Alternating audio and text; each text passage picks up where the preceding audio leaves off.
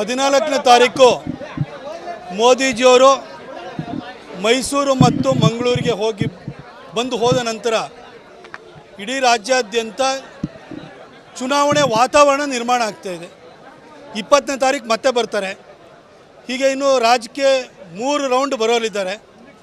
ನಿಶ್ಚಿತವಾಗಿಯೂ 28ಕ್ಕೆ 28 ಕ್ಷೇತ್ರಗಳಲ್ಲೂ BJPಗೆ ಗೆಲ್ಲುವಂಥ ಒಂದು ವಾತಾವರಣ ನಿರ್ಮಾಣ ಆಗ್ತಿದೆ.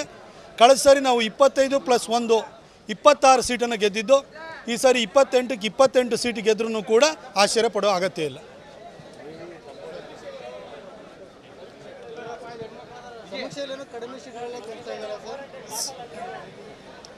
ಸಮೀಕ್ಷೆಗಳು ಪ್ರತಿ ರಾಜ್ಯಗಳಲ್ಲೂ ಬೇರೆ ಬೇರೆ ಹಂತಗಳಲ್ಲಿ ನಡೀತಾ ಇರ್ತದೆ.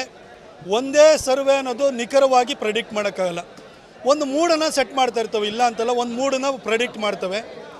ನನಗೆ ಖಂಡಿತ ವಿಶ್ವಾಸ ಇದೆ, ಇವ್ರದ್ದು ಏನು ಫೈನಲ್ ಸರ್ವೆ ರಿಪೋರ್ಟ್ಗಳು ಬರುತ್ತೋ ಎಲ್ಲ ಏಜೆನ್ಸಿಗಳದ್ದು, ಆವಾಗ ಇಡೀ ದೇಶಾದ್ಯಂತ BJPಗೆ 400ಕ್ಕಿಂತ ಹೆಚ್ಚು ಸೀಟು, ಕರ್ನಾಟಕದಲ್ಲೂ 28ಕ್ಕೆ 28 ಬರೋ ಸಾಧ್ಯತೆ ಇರ್ಬೋದು. ಕಮ್ಮಿನೂ ಸ್ವಲ್ಪ ಆಗ್ಬೋದಿಲ್ಲ ಅಂತಲ್ಲ, ಆದರೆ ನಿಶ್ಚಿತವಾಗಿಯೂ ಕೂಡ ಒಳ್ಳೆ ಸೀಟು ಕರ್ನಾಟಕದ ಬರುತ್ತೆ.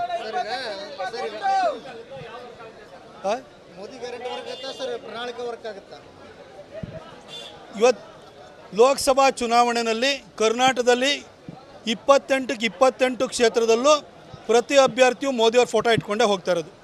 ದೇಶಕ್ಕೆ ಒಳ್ಳೆ ಪ್ರಧಾನಿ ಬೇಕು ಅನ್ನೋ ಕಾರಣಕ್ಕೆ ಜನ ಓಟ್ ಹಾಕುವಂಥದ್ದು, ಮೋದಿಯವ್ರ ಹೆಸರಲ್ಲೇ ಎಲ್ಲರೂ ಗೆಲ್ಲುವಂಥದ್ದು.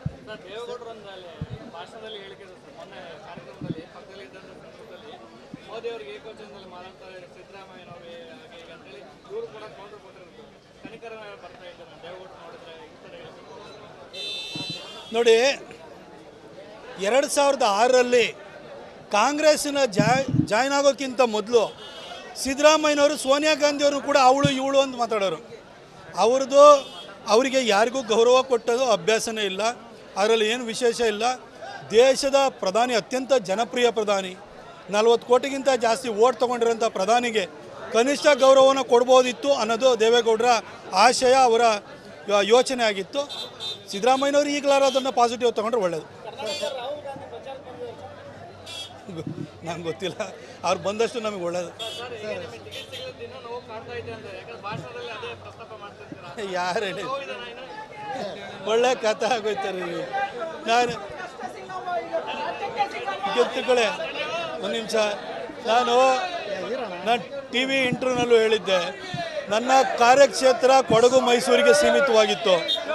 ಇನ್ನು ಇಡೀ ಕರ್ನಾಟಕಕ್ಕೆ ನನ್ನ ಕಾರ್ಯಕ್ಷೇತ್ರ ವಿಸ್ತರಣೆ ಆಗಿದೆ.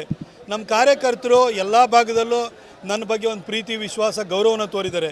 ಆ ಕಾರ್ಯಕರ್ತರ ಕಷ್ಟ ಸುಖಗಳಿಗೆ ನಾನು ಕೂಡ ಸ್ಪಂದಿಸುವಂತಹ ಜವಾಬ್ದಾರಿ ಇಡೀ ರಾಜ್ಯಾದ್ಯಂತ ನನಗೆ ಸಿಗ್ತಾ ಇದೆ. ಹಾಗಾಗಿ ನಾನು ಖುಷಿಯಿಂದ ಇದ್ದೀನಿ.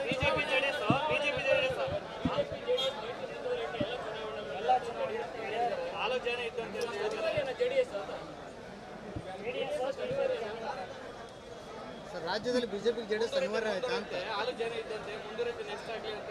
ನಮ್ಮ ಹಿರಿಯ ನಾಯಕರು ಎಲ್ಲ ವಿಚಾರಗಳನ್ನು ಪರಿಗಣಿಸಿ ಲೆಕ್ಕಾಚಾರ ಹಾಕಿ BJP ಮತ್ತು JDS ಜೊತೆ ಮೈತ್ರಿಯನ್ನು ಮಾಡಿರುವಂಥದ್ದು.